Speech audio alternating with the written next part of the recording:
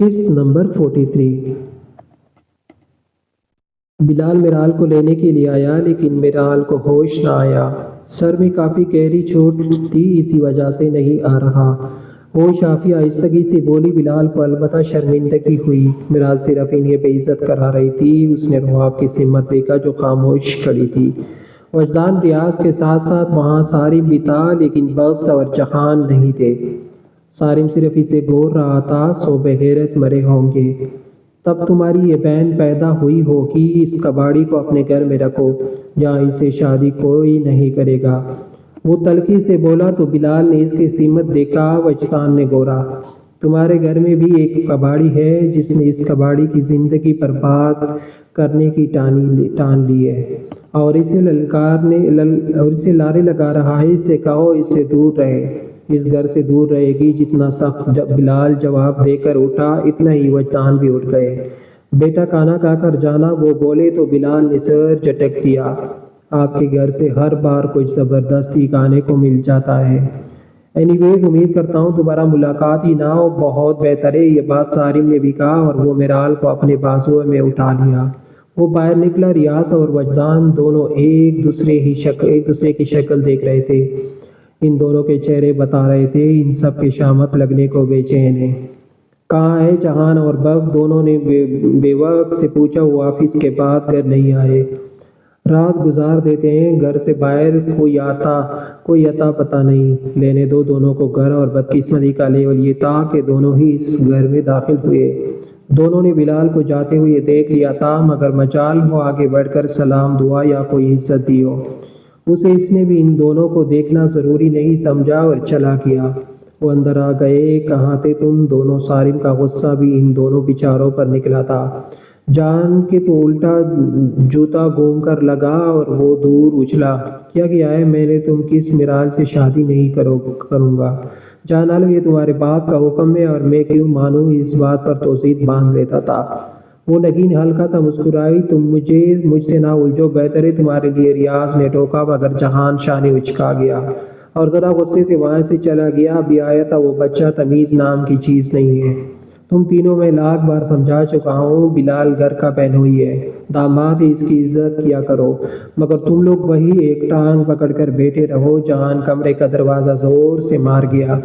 وجدان چپ ہو گئے۔ بھائی صارم، مجھے تم سے ایسی امید نہیں ہے، وجدان افسوس سے کہہ کر کھانے کی ٹیبل پر چلے گئے، جبکہ صارم اپنے کمرے میں چلا گیا۔ بخ نے تو کھانا کھایا ہی نہیں، اور اینا تو دو تین دنوں سے بیمار تھی، تو اس کا کھانا مالا اور روحاب دیتی تھی، جبکہ اذان کبھی دادی کے پاس ہوتا تو کبھی اینا کے پاس۔ روحاب صارم کے پاس آ گئی۔ 2-3 دنوں سے شادی کے فنکشن شروع ہو جائیں گے۔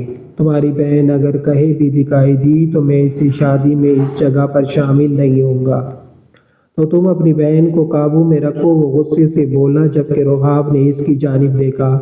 میں ایک بات کہوں؟ وہ کچھ جھجکتے ہوئے بولی۔ کیا آج تک کسی کو سمجھایا ہی نہیں تھا؟ صارم نے آگ بھی گولا ہوتے ہی سے گورا تو وہ اس کے ہاتھ تھام گئی۔ صارم، آپ نے کچھ بھی نہیں کیا، پھر کیوں آپ ان سے چھپ رہے ہیں؟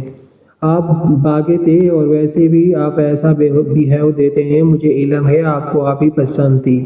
وہ اچانک صارم نے اس کا چہرہ جکڑ لیا۔ یہ تمہیں کس گدھے نے کہا ہے مجھے وہ پسند ہے؟ آپ نے، وہ شرارتی لہجے میں بولی اور جلدی سے اس کے پہلو سے نکلتی کہ اس کی گرفت میں جکڑ گئی۔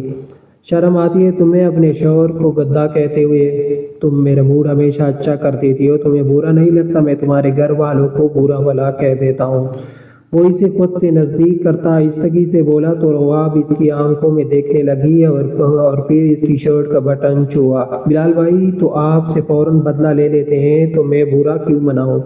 امی ابو آپ کو کچھ کہتے نہیں ہے، اور جہان تک میرال آپ کی بات ہے، ان کی غلطی ہے، مگر اب وہ سزا بھی تو لے چکی ہے، آپ بھول جائیے نا۔ وہ بولی تو صارم نے اسے گورا۔ میں نے اتنی نفرت کس سے بھی نہیں کی سوائے اس لڑکی کے جس نے مجھے لوگوں کے آگے تماشا بنا دیا۔ میں کوئی اس سے محبت پیار پسند کچھ نہیں کرتا۔ آئندہ ان فضول سوچوں سے دور رہنا۔ اور اس کا گال تپتپا گیا۔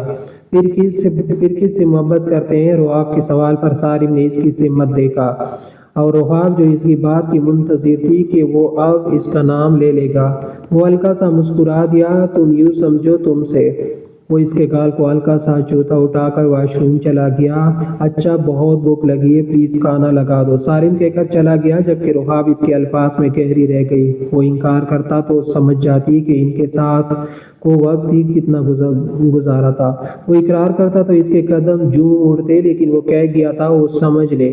وہ اس سے کرتا ہے ایک ایسا جواب تھا، اس کا چہرہ سا اتر گیا۔ وہ خاموشی سے اٹھ کر باہر گئی۔ اس کے لیے کھانا لینے سے اس نے ایک بات اور بھی محسوس کی تھی، وہ بظاہر اس کے ساتھ نارمل تھی، کس بات پر غصہ کر جاتا، خفا ہو جاتا تو رحاب جب اسے سمجھاتی اور وہ اس کی تعریف کرتا تو رحاب خوش ہو جاتی کہ وہ اسے اہمیت دے دیتا تھا، لیکن وہ اس کے پاس تھی، اس کے ساتھ تھی، ایک بستر پر وہ سوتے تھے۔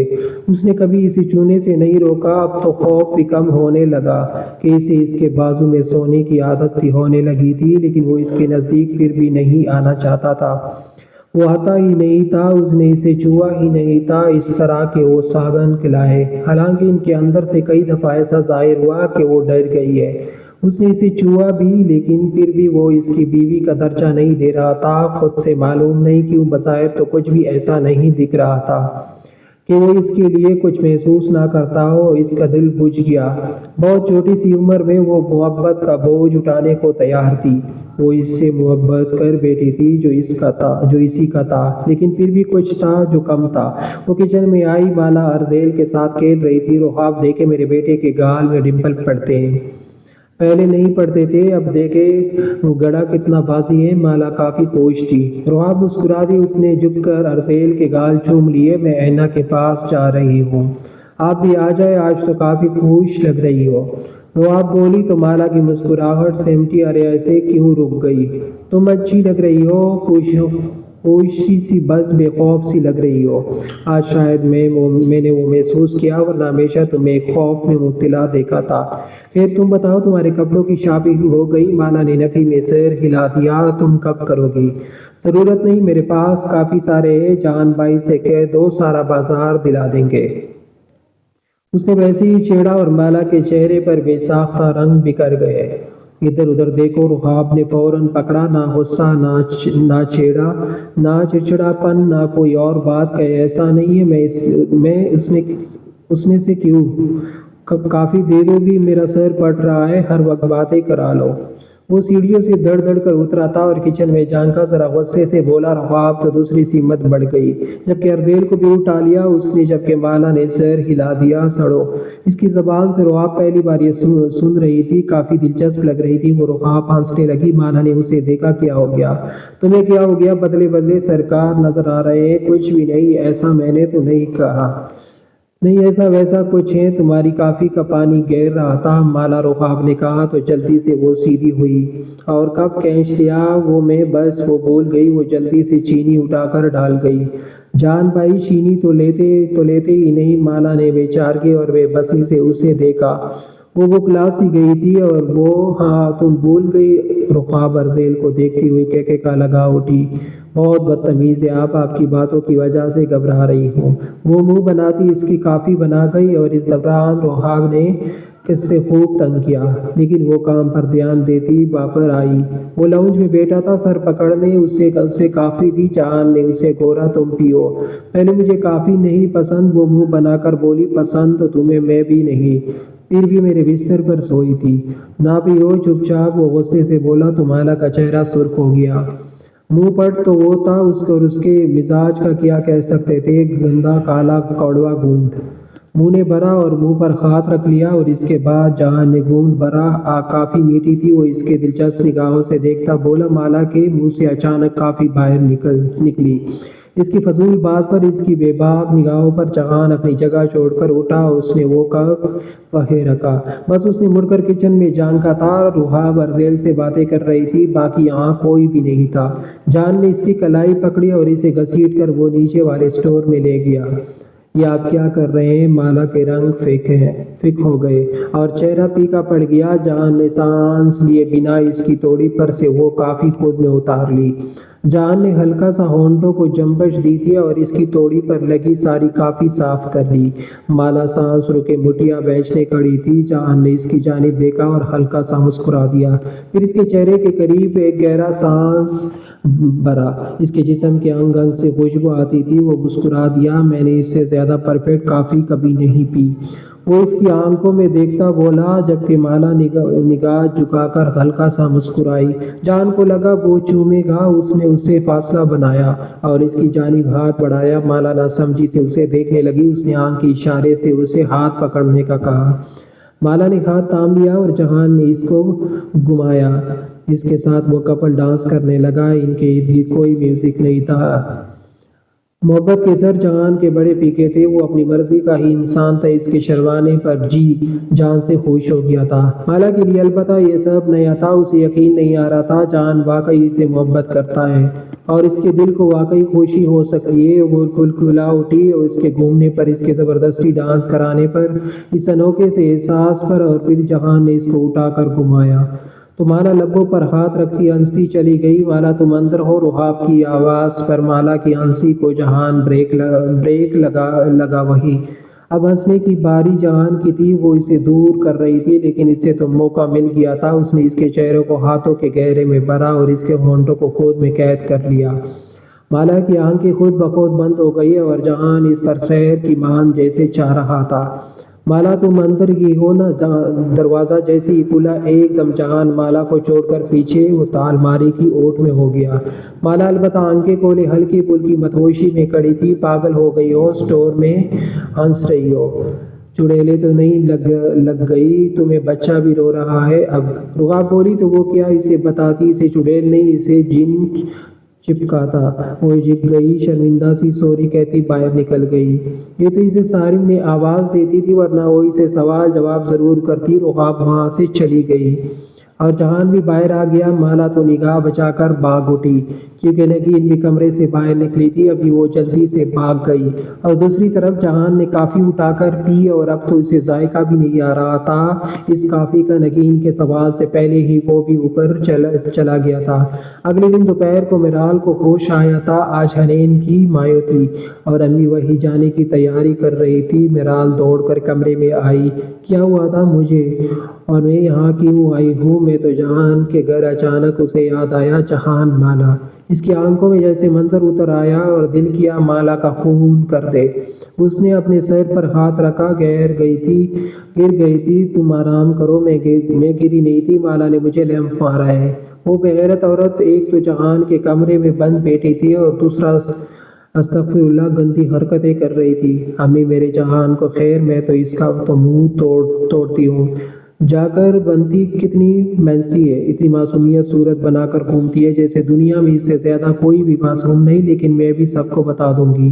وہ اٹھی، کیا ہو گیا؟ اب کون سا ہنگامہ لگانا چاہ رہی ہو؟ بلال نے اسے گورا۔ وہ مالا جہان بس کرو جہان لگا رکھا ہے تم نے۔ بلال بھڑکا۔ بلال میں سچ کہہ رہی ہوں، میں نے جہان اور مالا کو اکٹھے دیکھا ہے اور دونوں اکٹھے۔ چپ کرو، یہ کہیں نہیں جائے گی۔ امی آپ چلی جانا۔ بس کیوں نہیں جاؤں گی؟ میری بھی مایو ہے۔ میرال بلال نے غصے سے اسے دیکھا لیکن وہ روکنے والی نہیں تھی۔ وہاں سے چلی گئی۔ نہ کی طبیعت کچھ بہتر تھی۔ آج گھر میں گہما گہمی ہی الگ تھی۔ مایو تھی آج اس کی۔ وہ بالکل خاموش تھی، اس نے کسی سے کچھ نہیں کہا تھا۔ عافیہ بار بار اس کی پیشانی چوم رہی تھی اور اس کی آنکھیں بھی بھر رہی تھی۔ نگین بھی مالا سے کلیشن بلائے حنین کی شادی پر توجہ دے رہی تھی۔ اب لیکن کسی کو کیا خبر تھی کہ جہان کی دلہن خود مایو کے جوڑے میں اپنی مایو کرنے وہاں پہنچ جائے گی۔ حنین کی رسمیں شروع ہو چکی تھی۔ اینا نے خود کو کافی حد تک کمپوز کر لیا تھا۔ وہ بخت سے بات کرنا چاہتی تھی لیکن بخت اسے دکھائی ہی نہیں دے رہا تھا۔ لاکھ کوشش کے باوجود اس کی آنکھیں بار بار برسی جاتی اور پھر اسے ڈھونڈنے لگی۔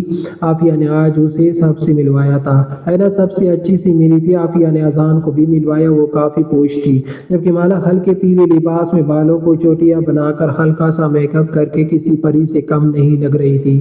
پھر رحاب نے اس کے بالوں میں پیلے پھول لگا دیے تھے اور آج تیار بھی اسی نے کیا تھا۔ نگین اسے دیکھ کر بہم سی ہو گئی۔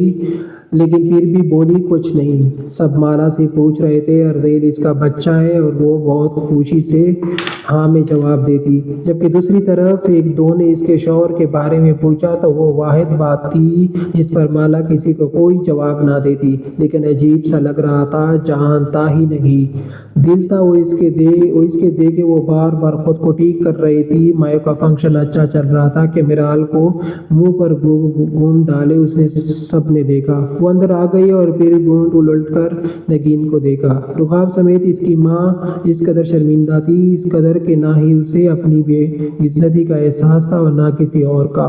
رخاب جیسے خود میں ہی چوکنے لگی، کیا ہوا؟ آپ سب کیوں رک گئے؟ آج میری بھی مایو ہے، میں جہان کی دلہن ہوں۔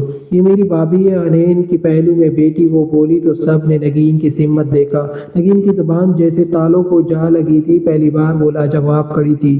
کیا ہوا آنٹی؟ آپ کے چہرے کے رنگ ہی اڑ گئے۔ وہ ہنسی اور تبھی جہان اندر آیا، معلوم نہیں اسے کیسے بخار سا ہو گیا تھا۔ اس نے اندر خواتین کو دیکھا تو کچھ رک سا گیا۔ جہان میرال ایک دم کھڑی ہوئی مسکرانے لگی۔ کیسے لگ رہی ہو؟ اس نے سب کے سامنے یہ سوال کیا۔ جہان نے اسے اگنور کیا، جبکہ عین میرال کے پیچھے مالا کھڑی تھی، کنفیوز سے اسے ہی دیکھ رہی تھی۔ جہان کی نظروں میں نرمی اتر گئی، لیکن وہ نگاہ پھیر کر وہاں سے چلا گیا۔ وہ نگاہ ویسی تھی ہی نہیں جو مالا کو دیکھتی تھی۔ مالا کی آنکھوں میں آنسو سے آ گئے، شاید اسے میرال اچھی لگی تھی۔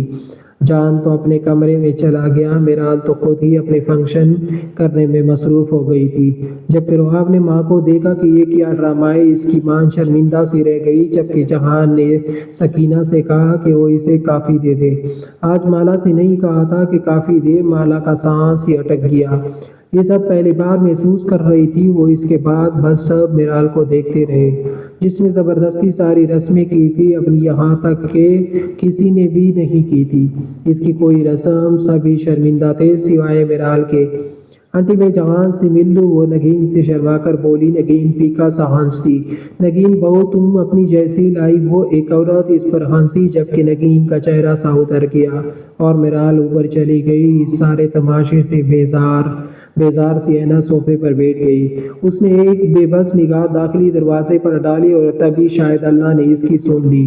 بخت اندر داخل ہوا۔ اب دونوں کی نگاہ ملی، بخت کی آنکھیں جل سی گئی اور اینا لمحے میں موٹی اس تک پہنچتی کہ بخت اپنے کمرے میں چلا گیا۔ وہ قصوروار تھی، وہ اسے جو سزا دیتا وہ قبول کر لیتی۔ وہ اس طرح بے روخی نہ برتا۔ وہ خود کو سنبھل کر ادھر ادھر دیکھنے لگی۔ مالا اسے ہی دیکھ رہی تھی۔ اینا سر جھکا گئی۔ وہیں رخاب سے بھی دونوں کی نگاہ مل گئی۔ تینوں خاموشی سے ایک دوسرے کو دیکھتے رہ گئے۔ مالا اور رخاب کو یقین ہو گیا تھا کہ معاملہ کوئی اور تھا۔